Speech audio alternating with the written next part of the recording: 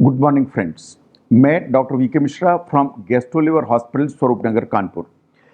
आज मैं बात करूंगा वास्तव में वैक्सीन कैसे डेवलप किया जाता है या वैक्सीन कैसे बनता है। ये तो बहुत आसान है और हमेशा चर्चा में रहा है और रोज चर्चा होती है कि वैक्सीन आने के बाद ही कोरोना से छुटकारा पा पाएंगे, लेकिन वैक्सीन कैसे डेवलप होता है साइंटिफिकली, आज हम उसे समझने की कोशिश करेंगे। नाउ जो वैक्सीन डेवलप होता है उसकी बेसिकली 6 स्टेजेस हैं। Number 1 is the exploratory stage. Number 2 is the preclinical stage. Number 3 is the clinical development. Number 4 is the regulatory review and approval. Number 5 is the manufacturing and number 6 is the quality control. तो number 6 और number 5 में ये जो vaccine बनता है ये आपके सामने आता है और आपको यूज करने के लिए मिलता है जब ये पूरा का पूरा वैक्सीन इतनी सारी जो स्टेजेस उनको पार करता है। नंबर 1 इज द एक्सप्लोरेटरी और स्टेज 1। जो एक्सप्लोरेटरी स्टेज है, अगर हम देखें कोरोना वायरस के वैक्सीन के बारे में, तो इस जो वायरस है इसका जेनेटिक सीक्वेंस है वाज 11 जनवरी 2020 को ऑलरेडी चाइनीज जो साइंटिस्ट हैं उनको एनालाइज कर लिया था एंड वर्ल्ड के सामने पोस्ट कर लिया था। इसका मतलब है कि जेनेटिक सीक्वेंस हमें 11 जनवरी 2020 को पता लग गया था और उसके बाद से ही वर्ल्ड ओवर हेक्टिक एक्टिविटीज चालू हो गई इसको वैक्सीन बनाने के बारे में। तो जहां तक एक्सप्लोरेटरी स्टेज की सवाल है, इसके जेनेटिक मटेरियल की सवाल है, तो जो जेनेटिक मटेरियल है ये हमें 11 जनवरी को पता लग गया था। उसके बाद ही जो वैक्सीन है उसको बनने की जो प्रक्रिया है शायद चालू हो गई। नाउ इस एक्सप्लोरेटरी स्टेज में जो साइंटिस्ट ने उन्होंने देखा कि ये जो वायरस है इसका जो जेनेटिक मटेरियल है ये काफी कुछ जेनेटिक मटेरियल वैसा है जो सार्स जो एपिडेमिक हुआ था और मर्स जो एपिडेमिक्स हुए थे पहले जो 2003 और 2012 में, इसका जेनेटिक मटेरियल काफी कुछ उनसे मिलता है। तो जो पहले जो रिसर्च हुई थी उन एपिडेमिक्स के बारे में, उनसे भी इस वैक्सीन बनाने में काफी मदद मिलने की संभावना है और मिल रही है। जो स्टेज 2 है इस basically the pre clinical stage.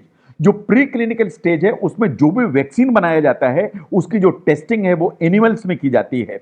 Now there are approximately 16 different candidates of the vaccine जो वर्ल्ड ओवर ट्रायल में है। जैसा WHO ने कहा कि 70 डिफरेंट कैंडिडेट्स हैं जो ट्रायल में हैं।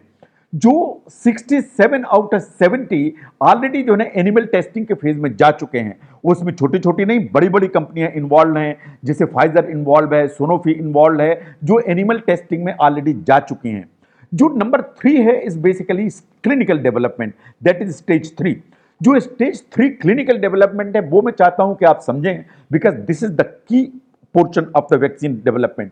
दिस इज वेरी इंपॉर्टेंट क्योंकि इस स्टेज में जो वैक्सीन है इसकी जो ट्रायल है वो ह्यूमन बींग्स में होती है या मनुष्यों में होती है। इसमें देखा जाता है कि ये जो वैक्सीन है इसकी एफिकेसी कैसी है, इसकी कोई टॉक्सिसिटी तो नहीं है और इसकी सेफ्टी कैसी है। ऐसा तो नहीं है कि इसके चलते ही कोई डिजीज डेवलप हो जाएगी।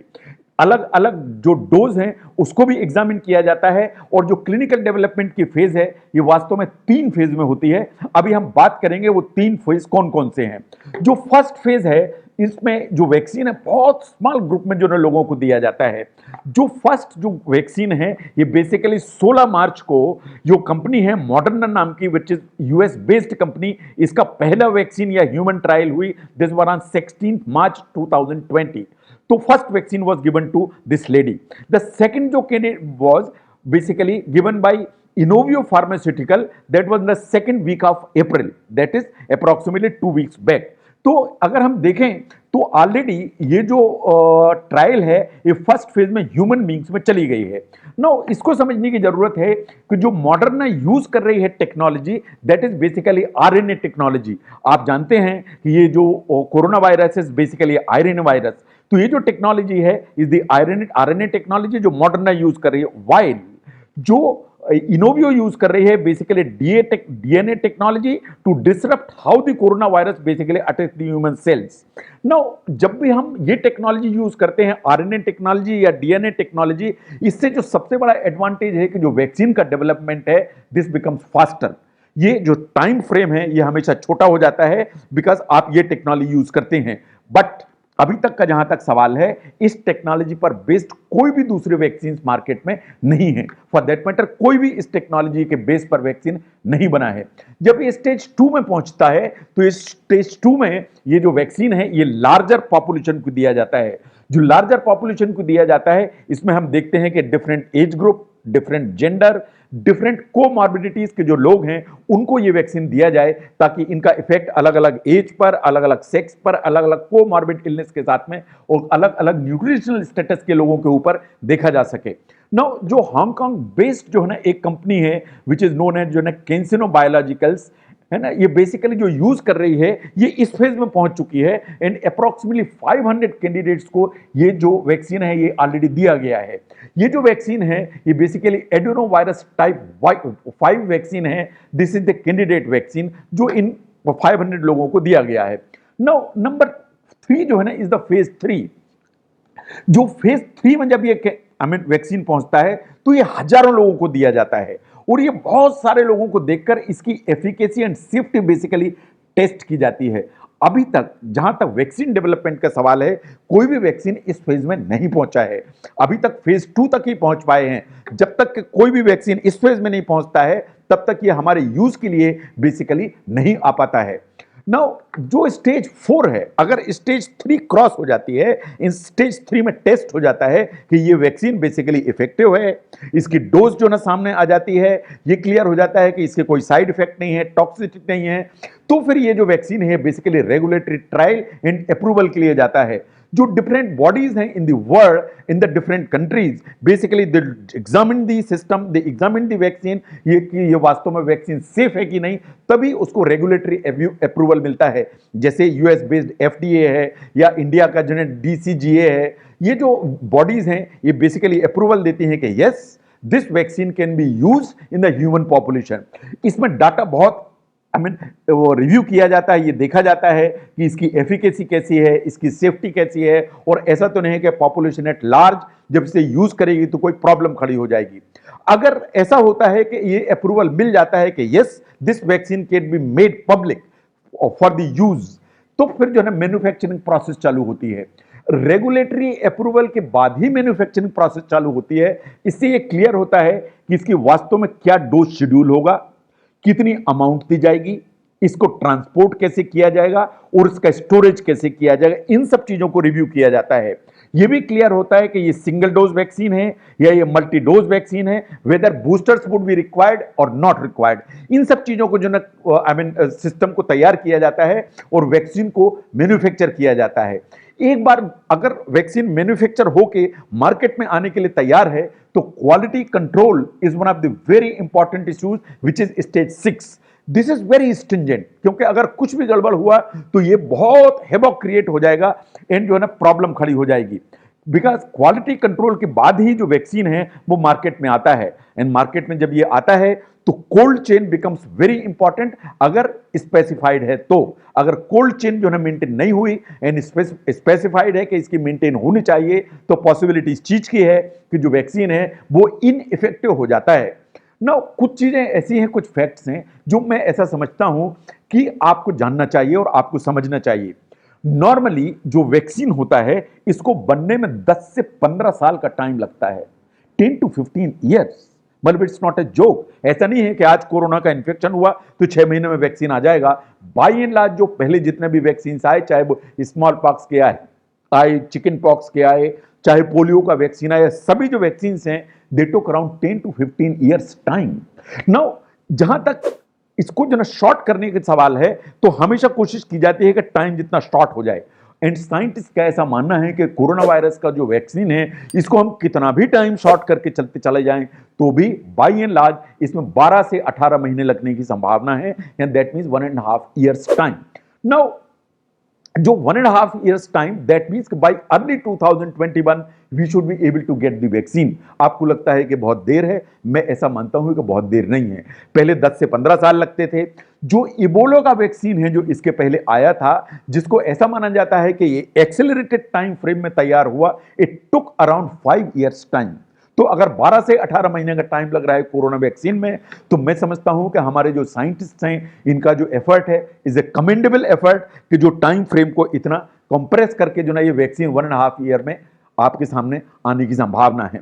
नाउ वैक्सीन एक्चुअली काम कैसे करता है? वैक्सीन बेसिकली काम इस तरह करता है कि आपकी बॉडी के अंदर जो वायरस होता है उसमें जो एक प्रोटीन होता है या प्रोटीन मटेरियल, वो एंटीजन कहलाता है। ये आपकी बॉडी के अंदर इंट्रोड्यूस किया जाता है या इंजेक्शन से डाला जाता है, किसी भी तरह से आपकी बॉडी के जो इम्यून मैकेनिज्म है इसमें इंट्रोड्यूस किया जाता है।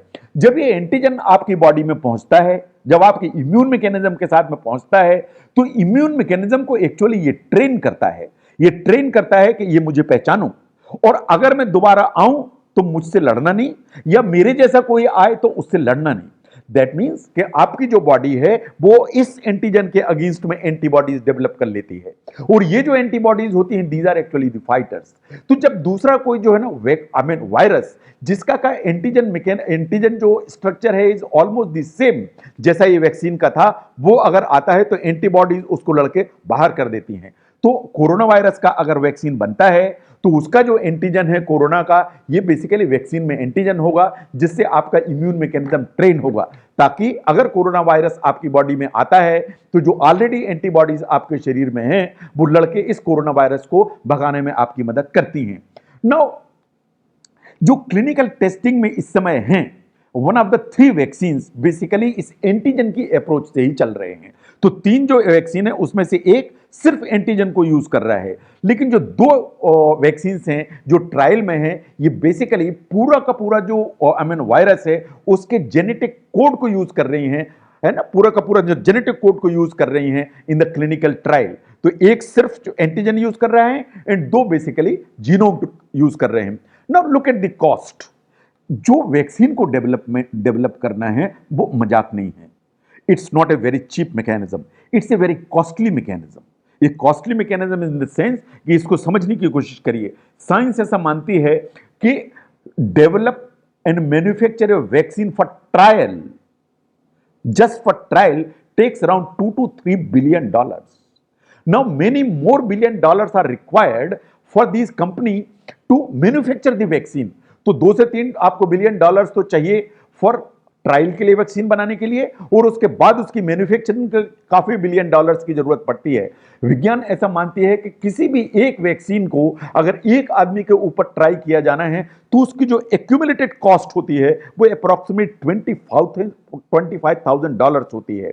और जब ट्रायल होती है तो हजारों लोगों के ऊपर इसकी ट्रायल की जाती है। तो आप देखिए कि अगर एक व्यक्ति पर $25,000 का खर्च है, तो अगर हजारों कैंडिडेट्स के ऊपर इसको यूज किया जाएगा तो कितने $million आपका खर्च आएगा उस सिंगल वैक्सीन कैंडिडेट के लिए। और आप देखिए आज की तारीख में 67 से 70 वैक्सीन कैंडिडेट्स मार्केट में हैं जो इस ट्रायल में लगे हुए हैं। You can understand the cost. तो जहां तक वैक्सीन डेवलपमेंट का सवाल है, it is not very easy, it's a costly mechanism, it's a time taking mechanism. इसमें सेफ्टी, इसमें एफिकेसी और इसमें accuracy is one of the very important thing.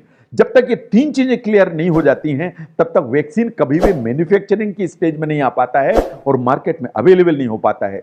तो अगर साइंटिस्ट ऐसा कह रहे हैं कि ये अवेलेबल हो जाएगा 12 से 18 महीने में, तो मेरा ऐसा सोचना है कि ये बहुत कमेंडेबल एफर्ट है। जो इनिशियल वैक्सीन थे वो मार्केट में आए 12 से 15 सालों में, जो एक्सेलरेटेड वैक्सीन आए वो आए 5 सालों में। जहां तक कोरोना का वैक्सीन है वो मैं ऐसा सोचता हूं कि अप्रॉक्सीमेटली 12 से 18 महीने में आने की संभावना है। जो 3 बेसिकली फ्रंट लाइन रनर हैं फॉर द वैक्सीन, एक जो वैक्सीन है वो एंटीजन बेस्ड है एंड 2 जो वैक्सीन हैं वो बेसिकली जेनेटिक कोड वैक्सीन हैं जो अभी ट्रायल के बेस पे हैं। मैं समझता हूं कि bye early 2020 if we are lucky, we should be able to get a vaccine against coronavirus infection, and that will basically ensure that we become safe. Thank you very much.